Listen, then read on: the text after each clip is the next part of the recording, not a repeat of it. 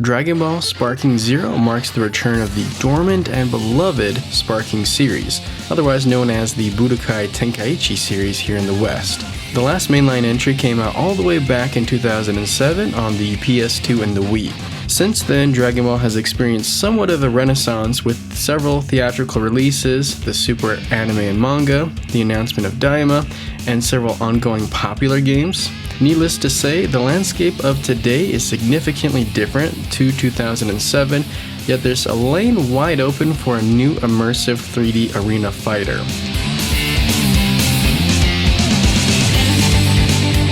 The Budokai Tenkaichi series was never the best pure fighter.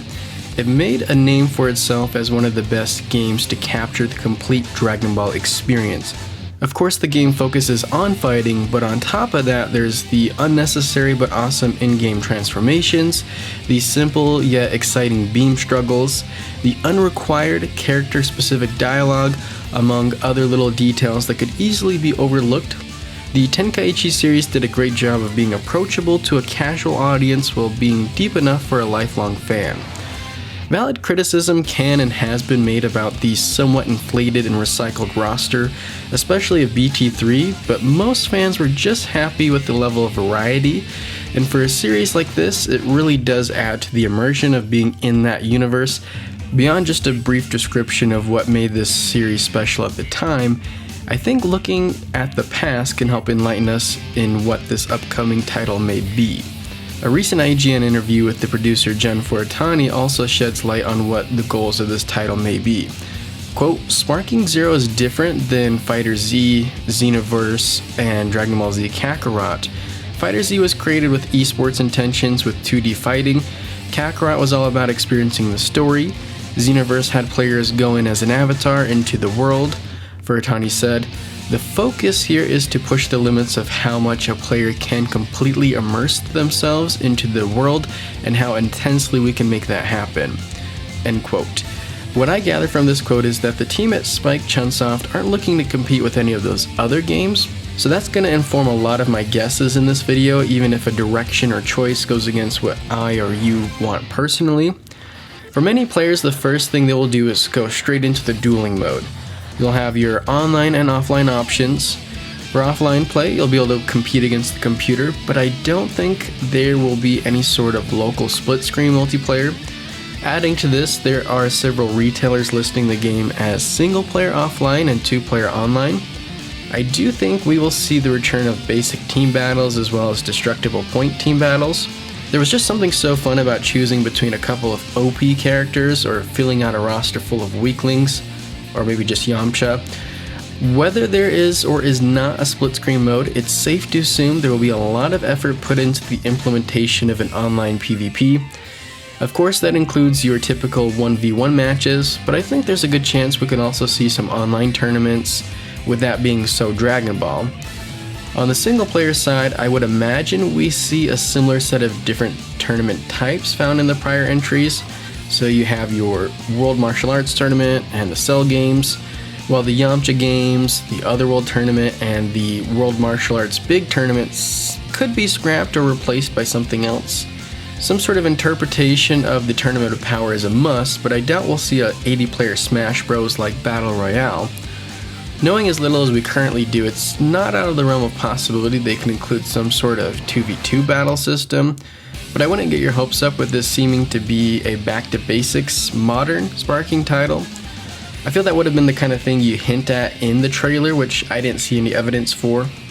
While I'm going over some potentially disappointing omissions, I also believe a create a character option isn't the most likely. I can't stress enough, I'm just throwing ideas around here, but in the past, these games put so much effort and focus into their massive rosters, it almost seems like a creative fighter could take away from that. Personally, I think it would be awesome, though not needed. I would imagine we see the return of some type of encyclopedia with hopefully Chi-Chi's returning roast sessions. That's that Super Saiyan I hate! Why did everyone in my family become so delinquent? As always, he has that evil expression. No doubt he's planning something evil. One question many of us may be asking is, how do they approach a story mode? I would be surprised if there isn't one, but I am expecting it to be a bit on the slim side. I'm thinking of something comparable to Tenkaichi 3 over 2. I only feel more confident saying this due to Dragon Ball Z Kakarot going all in on the story side of things, and so why compete there when most of us have already played through the story in one form or another at least a dozen times? I do think there is a good chance we see the return of what-if scenarios. Personally, these were always my favorite story missions since they felt fresh and interesting. Now, just about all Dragon Ball fighting games include a battle mode, story mode, and tournaments, but where they really differ is in the extra modes. In Xenoverse 2, you can find challenge quest, no-level matches, raid boss battles, while Budokai Tenkaichi 3 was known for Sim Dragon and Mission 100. I'd love to hear what additional modes you think might make it in the game. A couple that came to mind for me were some kind of a Dragon Ball hunting roguelike, since everyone and their mom loves roguelikes these days. Or maybe another would be akin to the Sim Dragon mode, where you train and level up a character in between various battles. Having a good variety of modes is going to be a must if Sparking Zero hopes to keep a sizable portion of players engaged. Also important to the game's success is a strong netcode and a decent set of customizable options. Well, actually, I guess adding to the list of must-haves is the roster. From what I've seen floating around, Sparking Zero is expected to have the largest roster of any Dragon Ball game and maybe fighting game ever. To this day, Dragon Ball Sparking Meteor, or BT3, still has the record for the most characters with I believe 161. Now for being technical, that includes transformations and Goku's 13 different variations before you count fusions, and I'm not even joking. But that's still the most, with Xenoverse 2 and 2nd continuously adding with each new DLC, which is something I've thought about a lot when organizing this video. I would be shocked if in this modern gaming landscape of microtransaction aggression towards the consumer, if the initial roster size of Sparking Zero isn't increased over time. So the question is, who do they include from the start and who do they save for later? Another question I've been pondering is, do they bring back multiple variations of the same characters?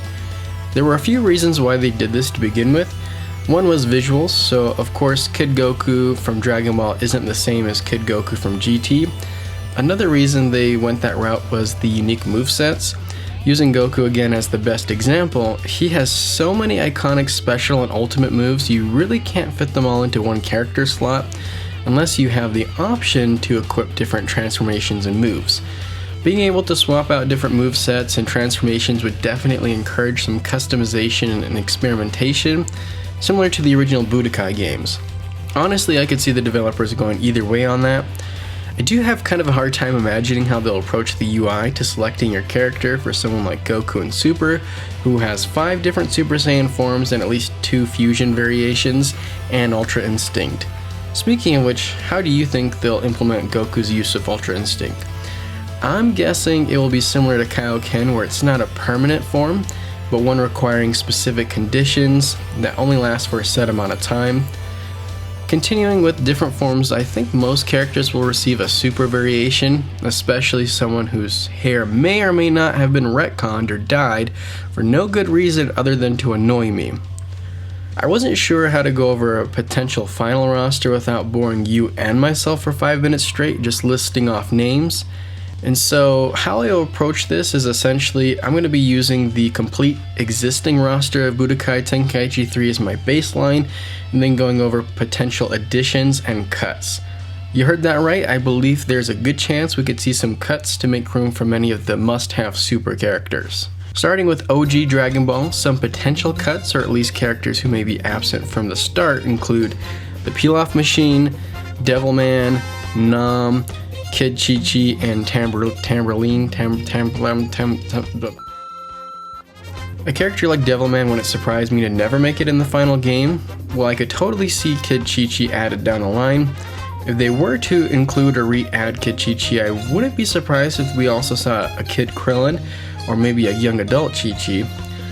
Moving on to Z, I think there's a decent chance we at some point maybe get Kibito, as well as Tarbell, Hiya Jack, or whatever you say his name, androids 14 and 15 to fill in where Raging Blast 2 left off. Now with cuts, there are a few obvious ones, at least to me, and that includes the iconic legendary Frieza Soldier, a pool, Zangia, Dr. Wheelo, Salsa and Chips. Fasha is probably another character on the chopping block. I'm probably the most interested to see how they represent GT. Do they even include it with so few characters and it being considered non-canon? I feel there's enough fans out there they will include GT, especially with everyone and their mom loving Super Saiyan 4 Goku and Gogeta. But do they slim down what was there, or do they expand further with even more GT variations? I'm guessing they give us a comparable or slightly skinnier list of BT3, and then expand it over time with maybe some GT versions of base Vegeta, Gohan, Goten, and maybe Legic and General Realdo. By far the most substantial changes coming to this roster will have to do with the inclusion of Dragon Ball Super. Now this is the one area where I will just list off who I think will make the cut, starting with the characters I have a high confidence level in. We have Goku Super, Vegeta Super, Future Trunks Super, Gohan Super, Beerus, Whis, Piccolo Super, Frieza Super, Goku Black, Copy Vegeta, Cell Max, Gamma 1 and 2, Ribrianne, Frost, Hit, Cabbage, Cauliflower, Kale, Teflon, Dispo, Tapo, Bergamo, Jiren, Zamazu, Jocko, and Broly. I think they'll include Super's version of Broly in the base game and then add his Z counterpart in a DLC down the line. I'm super curious to see how much of Super they will cover. I have a strong feeling they stick with the anime side of things with the intentions to add your Moros and Granolas later on. So that would mean we get Ultra Instinct Goku, Beast Gohan, and Orange Piccolo, with no Ultra Ego Vegeta. Maybe they'll make an exception for him. Now that I think about it, what do they do about Black Frieza? And how would Trunks feel about it if they didn't include him? Hold your fire! This man isn't black! Some characters I'm less confident in, but could totally see making their way in the final roster eventually include Botamo, Basil, Lavender, Jinne, Manaka, Vados, Champa, Hellis or whatever, Belmond, Moro, and Granola. Feel free to make fun of my pronunciations, half these names I've only ever read. One wild card here is Dragon Ball Daima, which, going with my previous logic, I think will be absent, or at least absent at the start. I don't see Heroes making it on here either. Going through all the must-haves, I think the roster at launch will have a minimum of 100 characters, with maybe around 170-ish forms. Personally, I would bet on 120 characters with around 200 total forms, which would easily be the biggest roster to date. Long term, if they support the game long enough, I wouldn't be surprised if they go even further and beyond! But who are your must-have characters? Having a ton of characters is awesome, but without a place to cause nuclear-level environmental damage, it's not a true DBZ experience. From what we've seen in the initial trailer, we can expect destructible stages to return in much greater detail. Namek, Destroyed Namek, and Rocky Wasteland Desert have all been confirmed, while I would be surprised not to see the return of beloved generic classics like Green Wasteland, Islands, Glaciers, Outer Space, as well as more defined locales like the Cell Games, World Tournament, Kame House, Mount Paozu, the World of the Kais, Hell, the Lookout, and the Hyperbolic Time Chamber.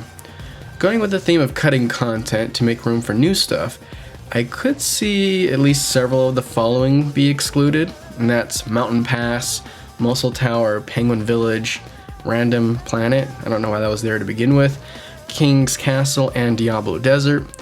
With those cuts in mind, I think we may see the addition of Beerus' Planet and the World of Void Tournament of Power Ring. The outdoor area of Baba's Palace would make a lot of sense with its significance in both the original Dragon Ball and in Super. In BT3 there was really only one city setting, just with different times of day, so I could see them including a few different generic cities along with maybe Capsule Corp. Less likely, but still possible, is the inclusion of Vampa, 17's Island, Planet Vegeta, New Planet Vegeta from GT, maybe some form of a dense forest, and finally King Kai's planet. At first I thought King Kai's planet was a lock, but then wasn't sure how the developers would go about showing the planet's gravity. Kind of mixing in what I personally want, I think we could see each stage have their own unique destroyed version instead of all defaulting to the same one. Given the attention to detail and destructible objects, how many stages do you think will make it in the game? Besides just going over what I think Sparking Zero will be, I have my own personal wish list of big and small asks. The first thing I'd like to see in Sparking Zero, that I'm not the most convinced will end up happening, is what if characters. I believe the what if scenarios will return in some form or another, but I'm not as sure about the characters. So I don't know if we'll be seeing your Super Saiyan 3 Vegetas or Super Saiyan Bardoks. Another possible but not the most likely request would be an actual online team battle. So instead of just 1v1 with 5 characters each, I think it would be awesome to have 10 different individual players each picking their own character when playing as a whole team. Even if they didn't go with a 5v5 setup, a 2 or 3 member team would still be a ton of fun, similar to Fighter Z. Many of my other requests are just improvements to the existing formula, like I'd love to see different levels of damage on each character. I think it's safe to assume there will be different times of day of each location, but I think it would also be awesome to have more interactivity with the environment. For example, what if blowing up a rock in the wasteland reveals a cave that you can continue the fight in, kind of like in Goku and Vegeta's second fight? Or another example would be using a super powerful move in the time chamber that opens up a portal to the lookout, or even just another random stage. I'm thinking of a more mild version of what Smash Bros does with their stages. Speaking of Smash Bros, I hope Sparking Zero has a lot more customization options for battles and tournaments. As fun as it is to beat up random guys from Raditz to Gogeta as your Kid Goku, it would be awesome if I could pick each participant of a tournament and their difficulty.